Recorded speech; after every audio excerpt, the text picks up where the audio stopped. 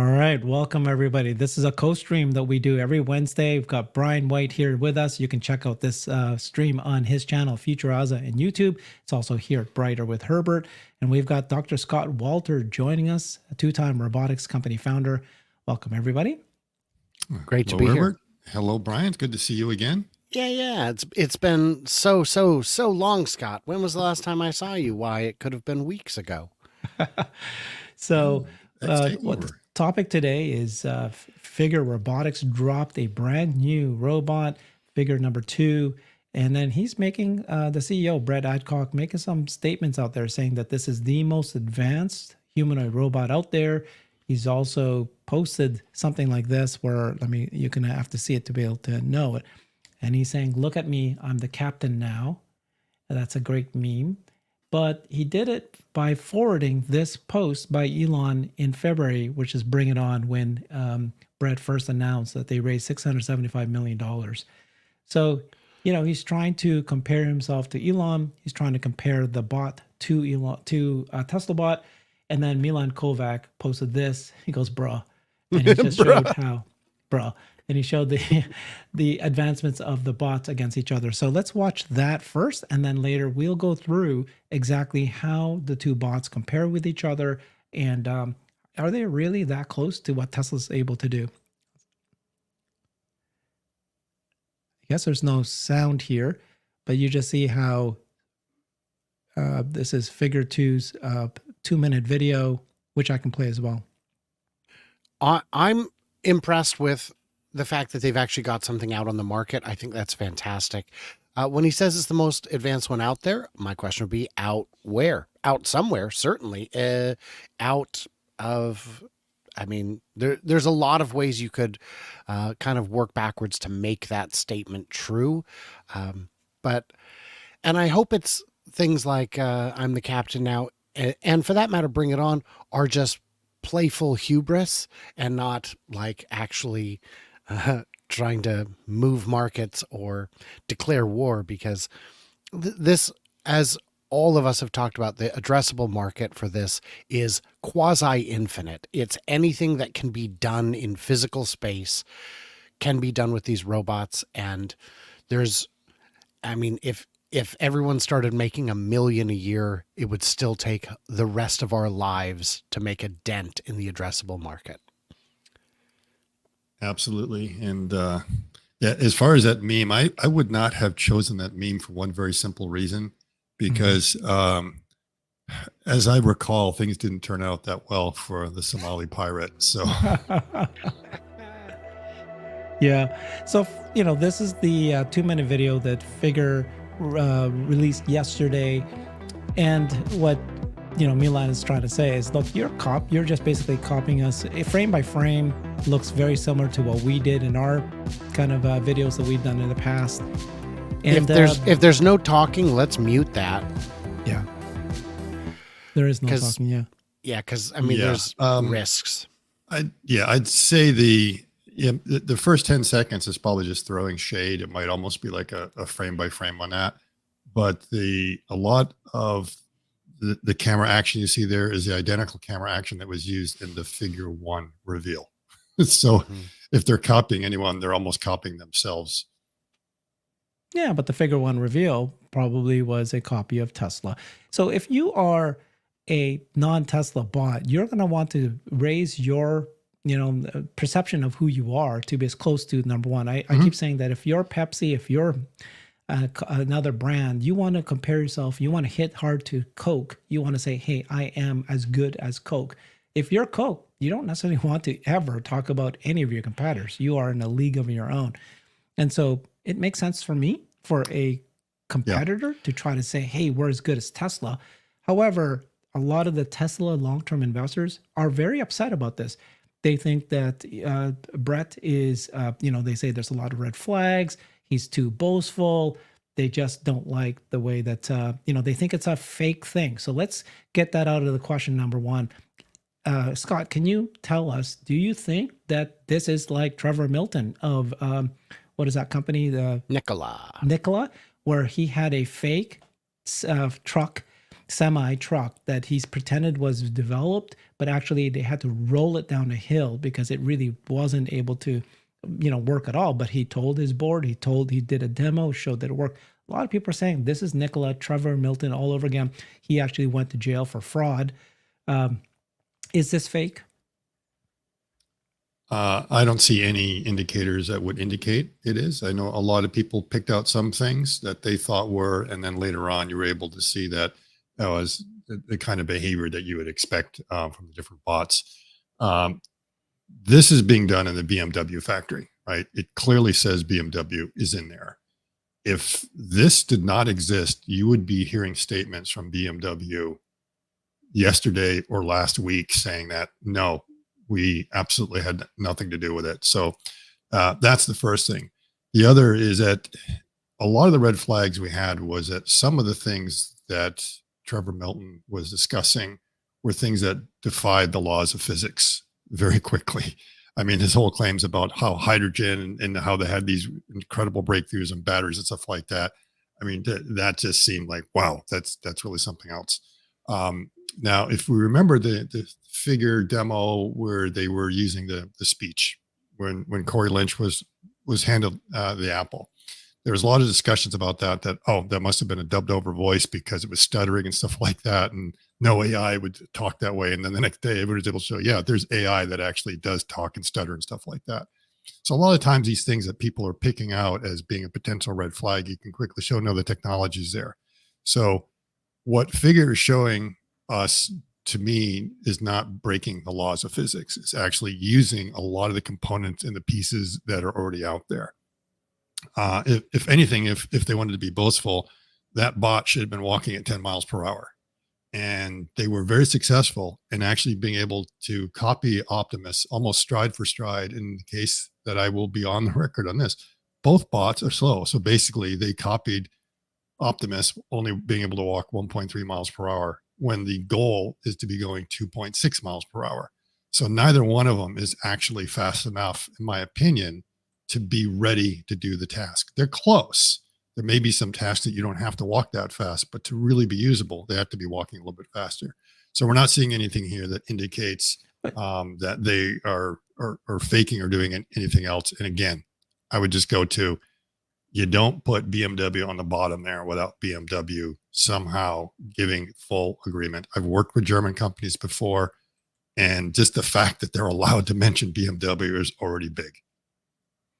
I would say real quick. So with Nikola, I got to meet some gentlemen who worked on the powertrain for that. And when they saw the demo and they saw Trevor saying it really runs and drives, it's not just a pusher, they quit. They walked out the door without warning and never, ever came back. And yeah, there's no reason to fake this. They know that they're towards the top of the pack, considering how many companies there are. They're definitely, I would say they're easily in the top 5 or 10. But they are not the Coke. And yeah, Pepsi, I think their slogan is the official drink of, we don't have Coke. Is Pepsi all right? So I think there's room to grow on that front. Yeah. Yeah, I wish that Nicholas Gibbs was able to join us today. He normally does these co-streams with us every Wednesday. He is one of those people, I believe, that is who is reacting very much like, first of all, that this is probably lies, or I don't want to put words in his mouth, but he's very much against Brett. Now, you do have a CEO, Brett Adcock, who is definitely provoking. I mean, you don't do something like this. This is a bit of a out there kind of thing. Says, look at me, I'm the captain now. He's provoking. We can also say that about another CEO that we know. Sure. Okay. So, let's not be hypocritical here. And that, maybe a little bit outside of the mold of others that may make some uncomfortable. But as I pointed out yesterday in the spaces that we did, is you expect your CEO to believe that your product and your people are the best. And you expect him to sort of show that to the world. I'm not going to go out there and say, yeah, our product sucks, and like we're only number 3 or something like that.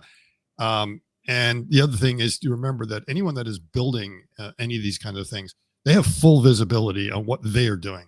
They have limited visibility on what everyone else is doing.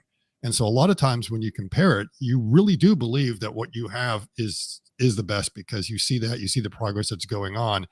And at the same time, yeah, you expect CEOs to have a certain amount of bravado, a certain amount of cockiness, everything else, because that's how you drive your teams. That's how you get the exposure that you need. So now, do we agree with this statement? The world's most advanced AI hardware?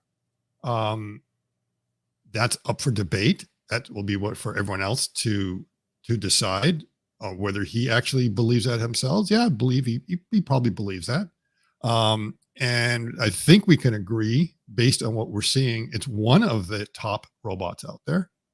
And again, it comes down to, it's a very subjective kind of analysis you have to do. Is we can start making a list of all the humanoid bots that are out there and argue over which one's number one for a variety of reasons.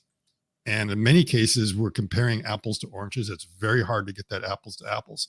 So you can make the compelling argument that, based on what we've seen and based on what's out there, that they are certainly in a leadership position. We don't know what the current state of Optimus is, because we haven't got an update, even though Milan promised us one like a week ago, as soon as he heard about the figure 2 reveal. So until we see that, we can't say. And if this, let's say, a little bit of exchange and back and forth results in Tesla telling us a little bit more of what's going on, then hey, I'll be all the happier for that. I had a question for you, Scott, about the hand, specifically about the wrist. Do you think that non-connected, non-mechanical wrist has sufficient strength and dexterity for what they're trying to do? Yeah, and they're not trying to win the Olympic weightlifting competition. Okay, so I think most of them are looking to do nothing more than what 50 pounds combined or something like that for each hand. It'll have a certain amount of strength, but I think on the high end, for the applications that they're doing, I don't think they're really trying to lift very, very heavy things. So mechanically, it may be okay. I think there are other designs that you could put in for a wrist, like what we've seen in Tesla Bot, which have a bit more rigidity and being able to do something like that. So everything is good. I would not score it as the best hand, but I would give it, it's a good hand. That's okay. Well, let's go through the list later of how Tesla Bot compares to Figure Bot, but that is one area that Tesla has already leapfrog Figure, because these guys have the actuators all in the hand. It's very thick. It's only 16 degrees of freedom. Leapfrogged on paper. Sure. Okay. So this is what I'm saying. If you're going to make the argument on who's ahead, you've got to show me something. Okay. You've got to show me that you actually do have the thing. I know there's like a new design and stuff that's out there, but this is here. And the one thing you could argue between the hands is that they've already got 3 knuckles in there. Tesla does not.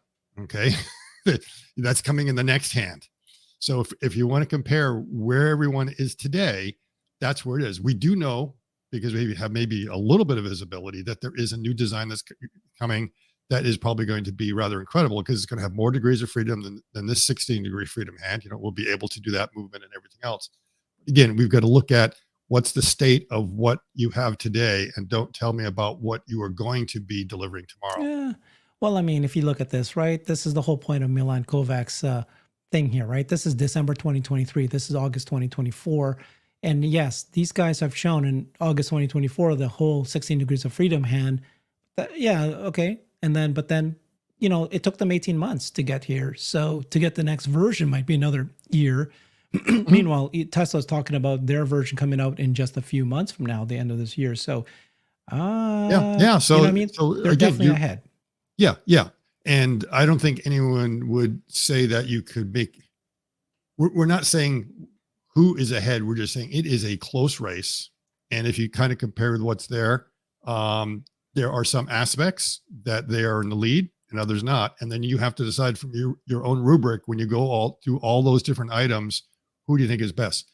Clearly, the Tesla Bot, even though it's not walking that fast, is walking more smoothly. The Figure Bot looks much more mechanical. You're not seeing a nice heel to toe kind of transitions on that. So Tesla Bot looks to walk a little bit better, a little bit more confidently there. But on the other hand, is if you want to talk about talk is cheap, we keep on hearing about there's going to be an LLM interface with the Tesla bot.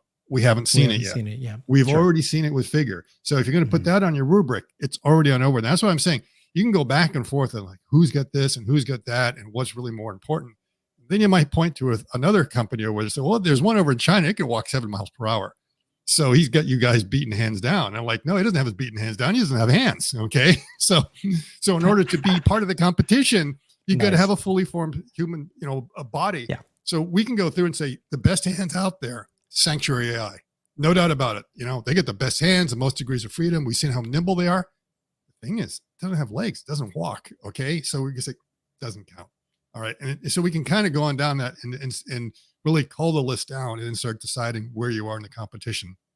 And again, it's going to come down to everyone's subjectivity on which do you think is more important, and do you believe the other side will be able to implement that kind of capability? Yes, I think they will have, some version of Grok and LLMs in Optimus, if not already. The thing is, they haven't shown it to us. Okay.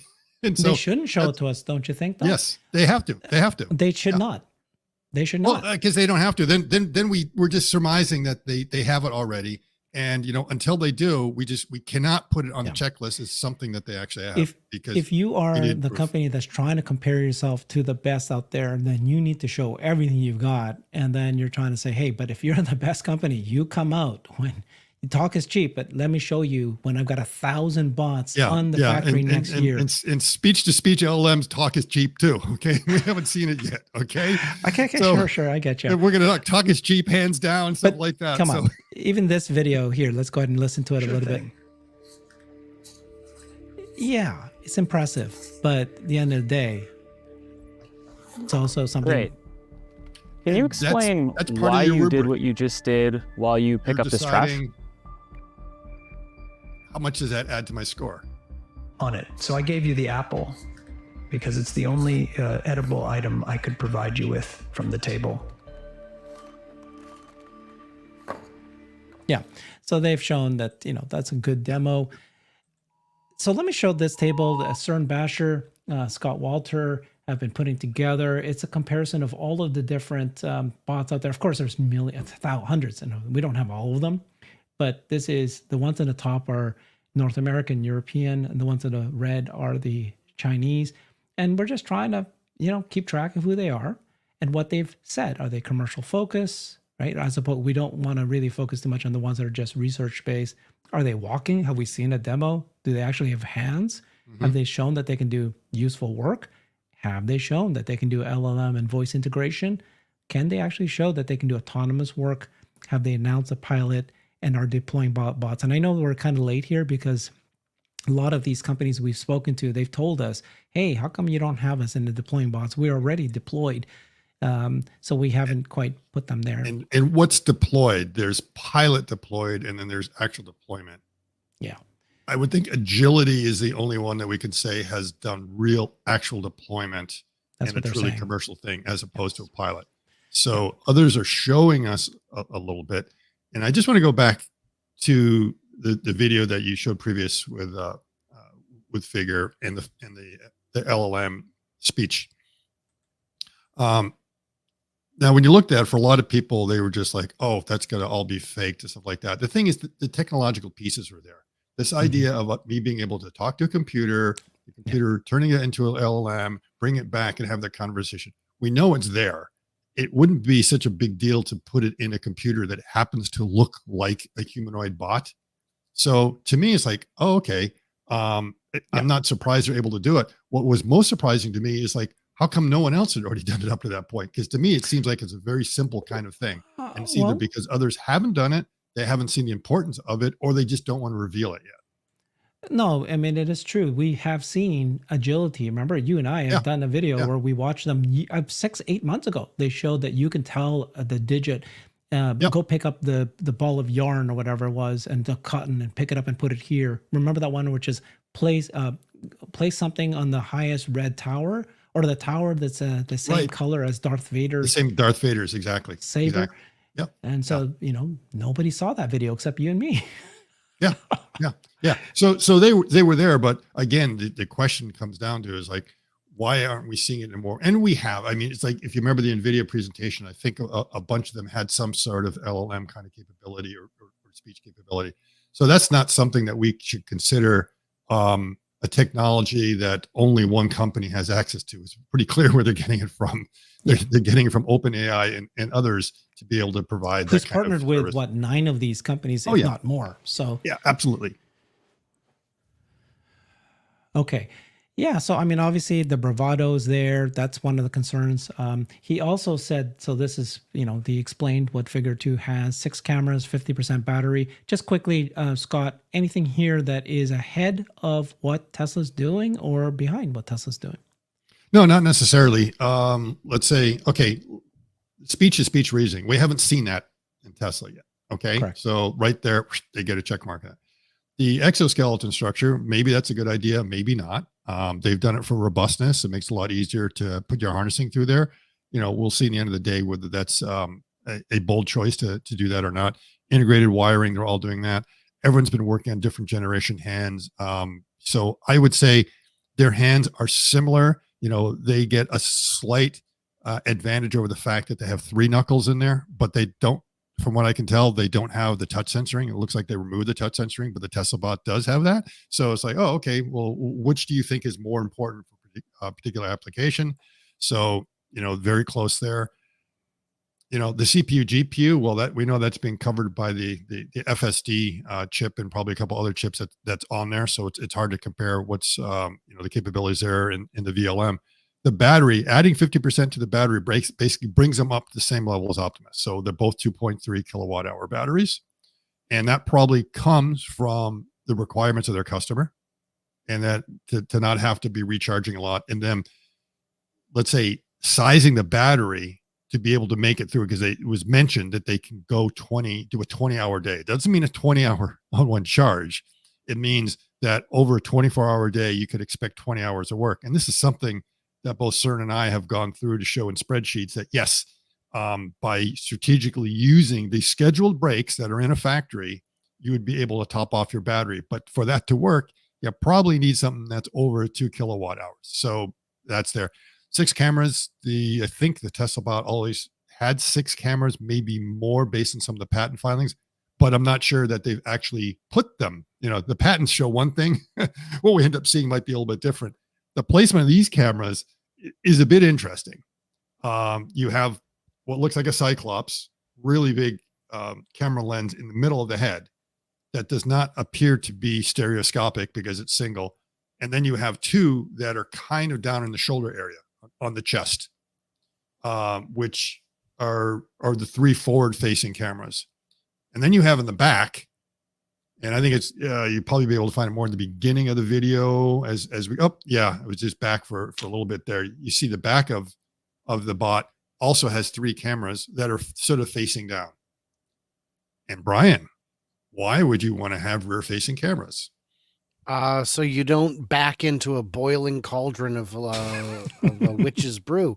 No, I just, because you need 360 vision to avoid obstacles and know if ninjas are sneaking up on you. Yeah, I'm not sure they have 360, because if you look at that, it seems like, well, they must have some stereo there. It's pointing down, so it's seeing the ground behind it pretty well. I was sort of joking yesterday that it won't be able to see a raptor coming out of the sky. So that'll be able to come down, grab it by its shoulders and kind of pick it up unless it's looking up. And I don't think you get full 360, because to me, what's the field of view in the back there? Maybe 140. It's narrower. It's mainly there. So for the same reason we have a rear facing camera in our Teslas is so it can back into the parking space, right? So we can see what's behind it. Maybe it's a charging. Yeah. So in this case, we can see that they're putting that to use in their factory setting, that when they pick up a part, they take a couple of steps back. And when they drop the part, they take a couple of steps back, because it may be more efficient and quicker to take a couple quick steps back rather than trying to turn around and get yourself out of that situation. So it makes sense. I'm not sure why you would need to have 3, because my Tesla is able to back into its parking space with just one fisheye lens, which seems to always be dirty. Well, Okay, yeah, unless one is infrared and one is near and one is far. Yeah. No, but I mean, no, for real. I mean, you being well, yes, if you're Richard Walmart, is you need correct. 360. Yeah, but it's Yeah. not 360 again. It's kind of clipped off around there, so you have to move your head around a lot. Yeah, Yes. he's got a big blind spot. You just have to sneak out right next to him, side Yeah. by side. Okay. Scott, I want to push back a little bit. Sorry. Okay. I know you were saying, which is this is what Figure revealed yesterday. So it's out there and it's a demo, guys. Come on. It's a video, right? So it's okay. But at least they showed the demo and you're saying, okay, Tesla has not. But let's step back a bit and let's walk us through this, right? Okay. You got me on speech to speech reasoning. I do not know if Grok is going to be any better than NVIDIA. You're correct there. But my assumption is it's going to be, because they have these the largest supercomputer in the world right now in Memphis that will be better. Now, don't know. They got a partnership with OpenAI. So you're right. I don't know that one. Integrated wiring and exoskeleton, if you look at Tesla's bot, they already had that very sleek. They were so far ahead in January. It already looks so sleek. So they've been working on their next gen. This is the latest gen for Figure. Fourth gen hands. You and I talked about this already. I don't agree with you. Elon was just saying that 50% of all engineering for the bot is in the hands. And so they've been working hard. They realize it needs to be muscles and tendons. So Brett just released Figure 2 yesterday. For them to create Figure 3, it's going to be another 18 months, or maybe they started 6 months ago. Absolutely. And So Herbert, they might be leapfrogged. Just a second, Herbert. I'm talking about capabilities today, not capabilities tomorrow. So when I'm comparing the hands, I'm not comparing to the 22 degree, which I've gone on in length many times about how great that's going to be when it comes out and is going to be a game changer. Again, I'm saying what we have to do is we have to compare what we see with what's been out there. And so right now, if you want to, we have to compare the Gen 2 to Figure 2. We can't compare it to now. If you want to, I mean, we've got that liberty. We don't know enough. We just know that 22 degree freedom hands are coming. We don't know if the Gen 3 bot is going to be able to walk 5 miles per hour like we've been promised, or if it's also going to be kind of that sluggish 2 mile per hour. We don't know that, but we do know that the Figure Gen 2 bot looks like it's also only going about 1.2 miles per hour. I'm just saying that, and it's got a lot of runway. Understood. I'm just saying that if a company has been talking about it, they've been researching it, they've been developing it, maybe they're ahead. So we'll see. You're right. They're all going to keep refrogging each other, but that's the point. Now, the CPUs and GPUs, this one, you cannot argue with me. Tesla has the most advanced inference chips out there. You can see them in the cars. You can now see them in the bots. They're low cost, low efficiency, low energy usage. It's just amazing. It's better than NVIDIA's training chips that they have. That one, you can see it already out there now. So these guys would have to buy it off the shelf. And even if they did, it won't be as good as Tesla's. Then you've got the 50% battery. And again, sure, maybe they bought the batteries out there, but you've got to, know. It's the same size pack. That's all they've done is they basically bumped up to be the same. And both Tesla and Figure are easily 50%, if not 100% ahead of every other company when it comes to the size. From the sizing, we can figure out most of the others might be at 1 kilowatt hour.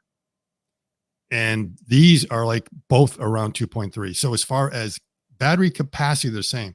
But let's remember, battery capacity is not the same as energy efficiency. You have also the battery management system, which we know from the standpoint of how Tesla manages their batteries can also be a huge advantage.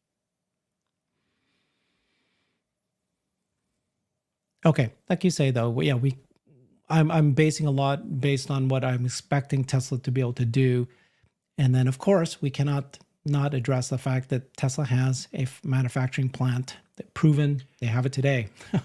I can ask Brian. How many do they have? I would add that I do not have any skepticism about the demo. I saw quite a bit of skepticism expressed on X, but I assumed that was within my bubble, my little echo chamber of the kind of people that I follow who are typically a bit pro-Tesla. And I didn't necessarily think all of them were being sincere. I think a number of them may have been provocative just because they know that Brett doesn't respond well to criticism and And you can't feed the trolls, man. You feed them, they just multiply. It gets out of control. So yeah, I think what we're seeing is as real as any product. Did you say demo. out of control? Yes, but I don't get what is funny about that. Because you were talking about the trolls getting out of control. All right, Scott, calm down. The beauty is that I think this is as real as any demo. Does it do the things we saw? I think it does. Does it do them 100% of the time without issue? I wouldn't go that far. I wouldn't assume that from the clip, but I think it's a real product. And I'm just excited to see so many people pushing forward this aggressively on something like this. And let's remember, it's really half a demo. If you look at what's going on, I call it, it's a place demo. It's very good at placing the parts in their final destination. It's not very good at picking them up, because that we can see is staged. That's not how the parts are arranged on the factory floor for picking. It's more of a teaser than anything else. Yes. You know? So they've solved the whole half. Well, I'm not even sure I'd say they solved half the problem. Placing is very easy because those fixtures and everything are designed for you to almost throw the part at it and they will just fall into place magically by themselves. The trick is pulling those things out of the bins when they're like scattered all over the place. And let's remember, these things are coming right out of the body shop where they've been using some sort of lubricants in the presses. So they're covered with a little bit of oil on there. They're very sharp. They're, jagged edges. They're in weird, and it's like sometimes trying to peel one thing off of something else. That's going to be challenging. And then I want to see the wear and tear on those hands when the day is over. That might be a reason why Tesla hasn't been showing us doing that, because it's a lot easier to pick batteries off of a line and drop them in there, because that is a very simple problem. The pick location is always very easy. The dropping or going down there, that is not a hard thing.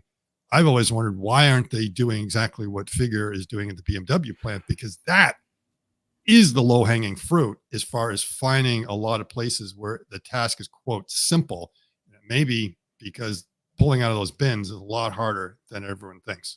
So I'll tell you, when I worked in metal fabrication, there were some jobs that would require us to wear cotton gloves. The plating that's going to go onto this finished product is such that we don't want human oils. Machine oils we know how to remove consistently, but human oils not so much. Don't touch them. And by the end of it, you would easily go through one pair of gloves in a shift, maybe two or three, because it would just tear it up.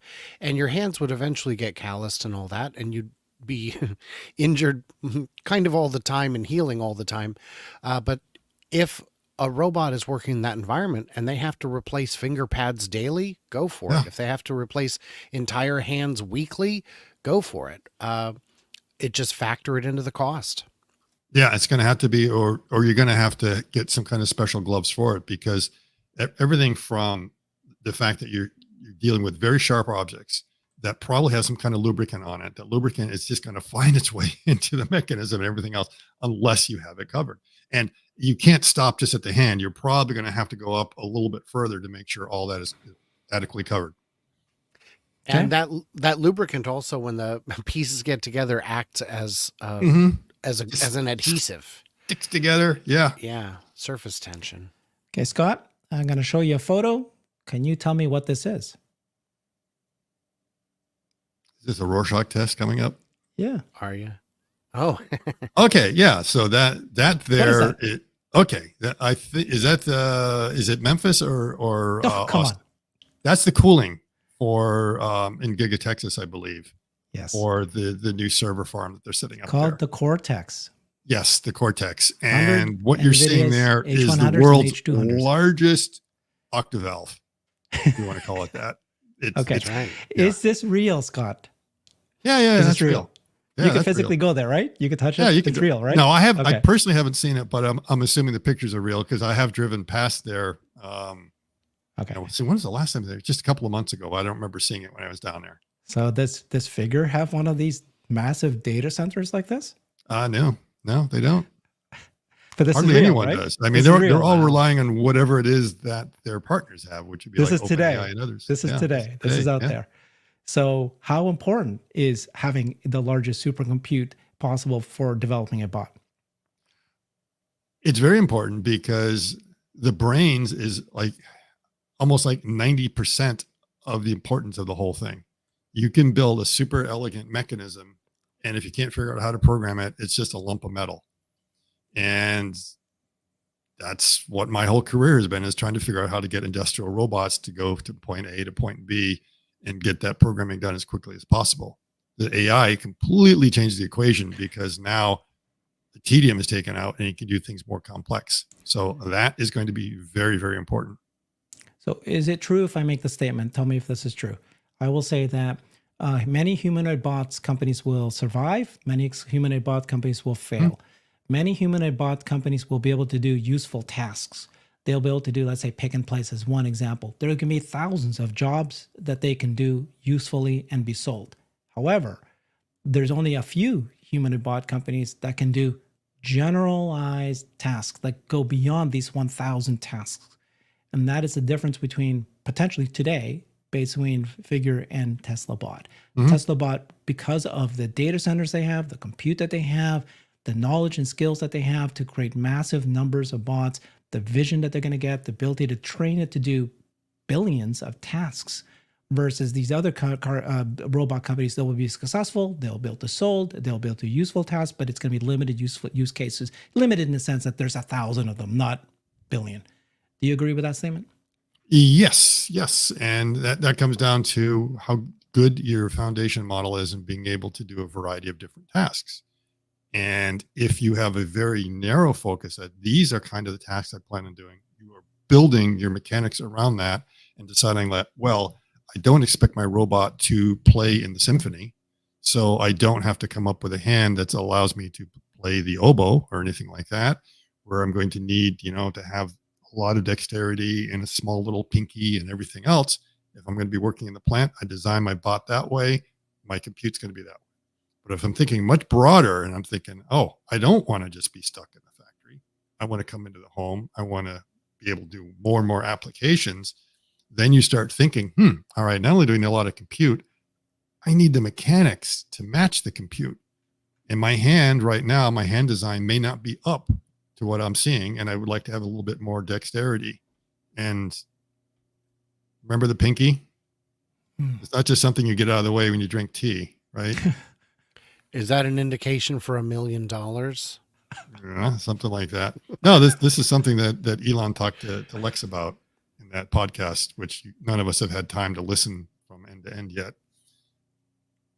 Elon talked about the importance of a 5-finger hand and how important your pinky is to the dexterity, which tells you that, their mindset is like going way beyond the mechanical design. So we know. So Herbert, let's be clear on that. The 4th generation hand that Figure has is okay and is maybe equal to what the Gen 2 bot has right now. But what we know is coming is going to be way out there. Exactly. It's going to have way more dexterity. And there's a good chance that it may be equal on par or better than what we're seeing out of Sanctuary AI. And the Sanctuary AI may have a little bit more movement because Sanctuary can do this. And we know, at least what we've been told, that the Gen 3 bot will not be able to. It'll be able to do this kind of movement. However, Elon kind of hinted that the finger lengths may be different because he, it was very clear. He said that if nature wanted all our fingers to be the same length because there was some advantage to that, they would all be the same length, but they're not all the same length for a reason. So that means he's thinking about that. And he also started complaining about how difficult it's going to be to build these things, because remember, the best part is no part. The best SKU is like no SKU. Keep everything simple. Make all our fingers the same length. Get rid of a knuckle. Get all that stuff. And then Elon talks about, well, you take anything out until you start throwing things back in, right? And so it's something like 10% you have to throw back in. It may be that he's throwing in way more than 10%. So they realized they went way beyond where they went because the expectation is, and like most people's first assumptions, which was the first assumption that the design team had, is like, we only need 3 fingers. Guess who else has come to that same conclusion? They only need 3 fingers. Raptors? Well, Raptors and Boston Dynamics. And Boston Dynamics has like a weird hand where there's like all the fingers are also thumbs because it can kind of go backwards. It's just weird. It's like you look at it's like, yeah, that's a hand design an engineer would come up with that's going to solve certain specific use cases, stuff like that. But if you're really thinking the way you want to have a hand, you get inspired by nature. That's why 50% of the effort is going in there. And it sounds to me it's going to be pretty complex and not going to be this thing you just snap together really easily, which we thought at first would be easy. It's like, oh, all the fingers are the same. They're reducing the parts, it's going to bring the cost down. They'll figure it out because they're used to managing complex supply chains, large numbers of SKUs, being able to assemble different things. Not that many are going to want to take on that task. And again, it comes down to what's your niche? Are you trying to, let's say, are you just a niche player where certain functionality will be good enough for that? Or are you thinking more broadly? In which case, general, you need to have not only, an AGI for general solution, you need to also have something mechanically, which is general purpose. So, Scott, I have a question for you, and I think I know the answer, but you're more of an expert. I keep seeing people on X and other social media making the claim that because we're seeing a new demo from company XYZ, that means that they're definitely ahead of this company who hasn't released anything in a month or 3 months or 6 months. For that to be true, they would have to stop working, right? Yeah. I mean, yeah. so yeah. How do we explain that to them? Okay. Yeah. So that's the thing is we don't have full visibility. And even when we do see something, they're holding back and not showing everything. So we have absolutely no idea. And that's why sometimes we get surprised when all of a sudden this company we've never heard of releases something and we're shocked, like, wow, I never heard of these guys. Where they come out of. That's just the nature of the game. And that's why I'm saying it's very hard to score.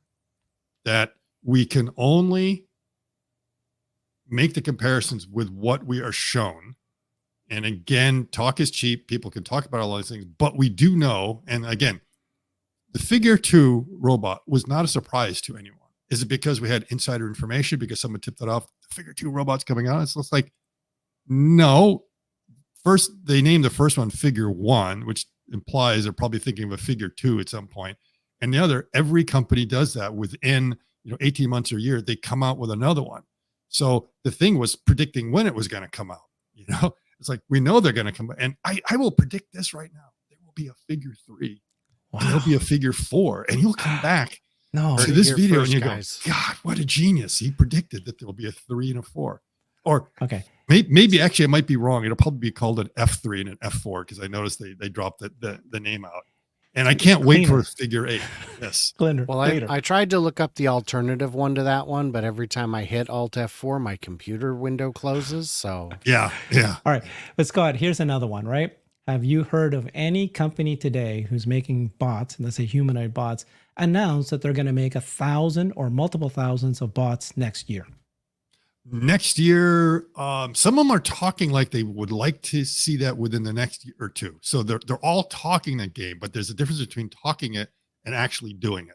There's one company. There's one company that's clearly on the record. The others are talking about the need to get, okay, Sanctuary, he says, first to 1,000 is very important. Yeah. They're getting ready to do it. Others are like, we hope to hit maybe 100 this year and then scale to that in the next year. But, and it wasn't so much like, it was 1,000 the factory, maybe a few thousand. Right. And we can see that because, that's going to be the production version 1, which if it's of the Gen 3, it's going to be interesting to see how they do the production of the hand. So you have Sanctuary saying their CEO, Jordy Rose, we've interviewed him. He's very, pretty boastful as well. Yes, okay? Exactly. And he said, we are the leader. And he goes, we are going to be the first to make 1,000 bots. Yep. Now, his is backed up. Sanctuary is backed up because they have a partnership with Magna. Magna is a massive auto developer. They can build parts. They can build cars. So maybe he has, possibly saying that. You've got Tesla. Clearly, they have the ability to make 1,000 of these whenever they want to. That's no one in contention there. We don't know yet where Figure is, and we haven't heard yet their partnership for manufacturing. Right. So, again, when you've got Tesla saying we're going to make 1,000 next year, again, it's just words, but it's backed up by, we've seen enough. Not out of the Yeah. and we've been disappointed that they haven't already produced 1,000 because we figured they already could have produced 1,000 if they wanted to at this point. Yeah. But it was very clear that that was getting ahead of the game. The design wasn't ready. They needed to learn a little bit more. But if they want to turn it on, they could produce 1,000 next year. Now, could they produce 1 million next year? Maybe not, because that's going to require, slightly different ramp up to be able to get to something like that. But 1,000 will be pretty easy. The others, it'll be, if they really, really wanted to do it, could they? I suppose, but it would be a really heavy lift. Really heavy lift. You're talking about building 3 a day. That's one where you have to show me. You have to show me. Yes, you're talking 3 a day. Not just a partner. Like, you have to show me. And let's remember, okay, that's 3 a day, right? Not taking any weekends or holidays to be able to get to that 1,000. And and within that robot, you might have to produce 1 chest plate, for each robot. So 3 chest plates a day. Well, that's no big deal. That's just like some injection molding and stuff like that. But you get the 40 actuators, not all which are identical. So that means for each bot, you're going to, that's 120 every day I've got to produce. Am I set up to be able to come up with a production rate or something like that? So yeah, there are going to be things which will limit the production volume that these companies will be able to hit if they want to hit something 1,000. Agility has already talked about setting up a factory to be able to do that, but they know that's like a long term. They've sized it so that it would be capable of doing that, but they're not going to be doing that next year. Next year, maybe they would be in the area of 1,000. They might be thinking of being able to do something like that, but I don't think beyond that. Yeah, I really wish Nick Gibbs joined us, because he is, I believe, one of the people, the Tesla investors, who are just absolutely livid with what they've heard Brad Adcock say. They think that he's, red flags everywhere. They think that he's boasting, that is not backed by truth. So let's recap where we're all sitting, right? It just happens that the 3 of us feel this way, but there's lots of others who feel differently. We don't think that Brad is actually lying per se. So a lot of people think he is. We think that it's kind of true, but he's definitely out there. He's provoking, picking at this. And then, but you say if you look at, apples to apples right now, there's some things that Figure is doing better than Tesla and others. But at the end of the day, when you carry it out for large supercompute factory creation, and of course, just the skill and design, of creating a product. Yeah. And you agree, Tesla's definitely got huge advantages over all of them. Mm-hmm, mm-hmm. And the thing is that they will never be able to produce enough robots to satisfy the entire market. Anyways, yeah. Yeah, certainly not in the early Tesla. days. So there's Tesla won't. The TAM is so big. Another thing, if they did, then they would be broken up in no time for being a monopoly. So it's like, be careful what you wish for. Is you want them to be in a very strong position. A lot of people will see them as being probably the premier kind of robot that's able to fit in a lot of things, but there's going to be room for a lot of these other bots. And again, I look at it as like, there's all sorts of different smartphones, different types of phones you can get out there. And some phones are extremely cheap, very prolific. They're out there where they can't do a whole lot, but they serve the needs of a lot of people. And that is, I just need to be able to call someone and talk to them and do a few things. There's going to be a lot of bots out there like that are not going to be in this deluxe class, in which everyone is going to be just fighting it out for the margins. It'd be a very simple bot that's not able to do a whole lot, but does it well. And that's it. And that's all you want it for. And then there's going to be, the higher end humanoid bots. And again, it's going to be like the Star Wars universe. I mean, it's like, you kind of wonder, it's like, why aren't all of the bots like C-3PO? I mean, he seems to be the most sophisticated of all of them. Why were all these others that were, and it's because you don't need a C-3PO to do some of the tasks that you were seeing in there. And you're going to see the same thing. And I think that's a very good point. C-3PO would have been a very expensive robot that also doesn't have the same kind of utility a lot of the others do in terms of ability to get into small spaces or whatever. So that's actually a good point. And it'll be interesting to see how cheap the utility, the bare minimum robots get. There are, like you said, those, if you need a brand new $50 smartphone, those exist. There are whole countries where those dominate the market. maybe not 50, but under 100, and you can get good stuff eventually in that price range.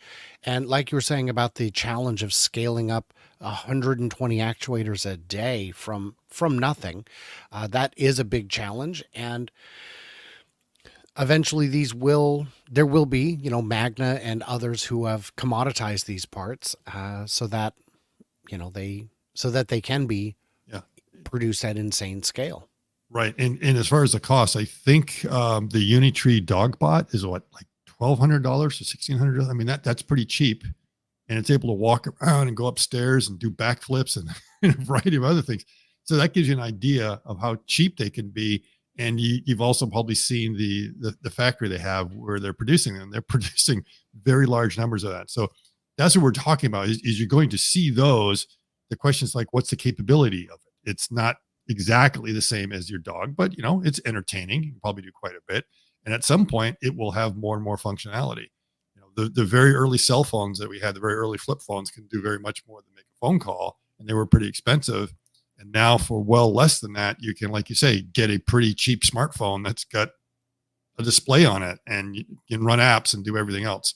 So we know that that's going to change as we go in the future, and these bots will become more and more capable, especially as AI just becomes more prolific and it becomes easier and easier for people to be able to set up a neural net to run anything they want. Okay. And I think the last point I want to talk about is perception matters. Perception matters. Does it or does it not? You've got Figure coming out. He's poking the bear, saying, we have the most advanced. He's trying to compare, create a little rivalry with Tesla.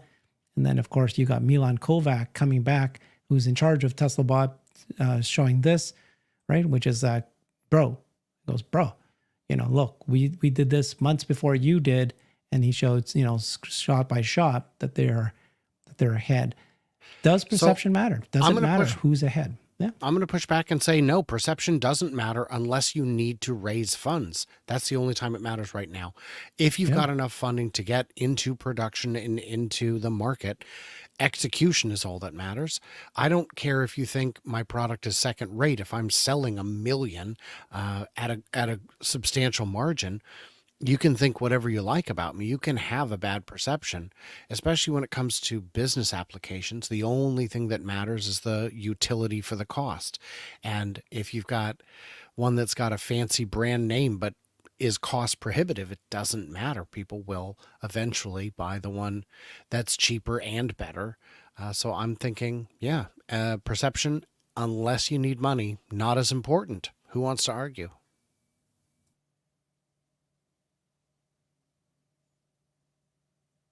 All right, I win this round. Point for I think Brian. you're right. You're right. It's a very, very, very good point.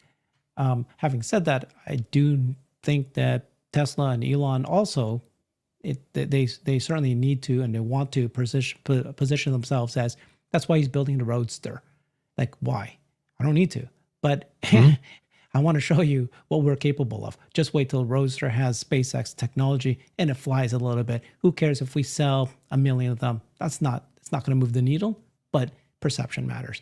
We are the best. We can do anything. We can make a car fly. So, and perception matters when you need to hire the best of the best. The best engineers are only going to go to the company they believe is the best. So, I think that's an important point to make, is that everyone keeps on thinking that, Elon built all the stuff. And the fact is, no, it's like the teams that he put together, they built all the stuff. And part of it is attracting, good teams, good managers, and everyone else to be able to do it. Because one person can't do it all. They can certainly lead the way and lead the charge. And so that will be important from the standpoint of perception, is that believe it or not, there's probably a lot of graduates out there that maybe haven't heard of Figure yet, or even Tesla or some of the others, surprisingly, and are thinking, oh, where should we go work? And this is how they know about what they could actually do with their wares. And I think that, there's certainly it's not a one-man show. I've seen people asking, why are all these companies showing demos if they don't need funds? if they don't have a product to sell. And it comes back to the whole reason for AI days 1 and 2. It is about recruiting. Yeah. And especially if you're not Tesla or Figure or Boston Dynamics, if you're a company that a lot of people have not heard of, then how are you going to actually get recruit talent? It's going to be challenging unless people can see what you're doing and be excited about it. And so just remind you, Elon himself, February, replied to Brett when he raised $675 million. He said, bring it on. So he himself is very open and wants, please, you go on, challenge us and we'll see. Yeah, we want no one company can do it. By all means, be a serious competitor. And I am of the opinion that Brett Adcock has stepped up to the plate and is being as serious of a competitor This is a little as too is far, possible. though. Well, I think it's a bit too far. I think I think he's just playing. I think it's in good fun. Elon likes to be silly too. Maybe Brett likes, I don't know. I don't know the man. I didn't see anything malicious or insulting in it.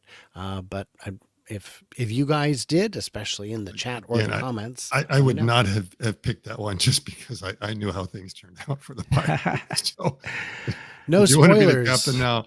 Yeah. Okay. Yeah.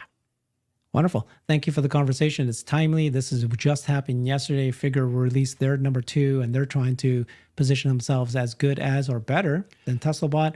And then we had Milan Kovac, director of TeslaBot, come back and fantastic reply. So this will be fun to continue to see the development of both. Thank you so much, Brian. And of course, Dr. Scott Walter, you are unmatched out there. You out-troll all trolls. I say that in a positive way. I'd have to keep it under control. Control yourself. Mm-hmm. The best. Thank you so much, Scott. Thanks, everybody. Bye-bye.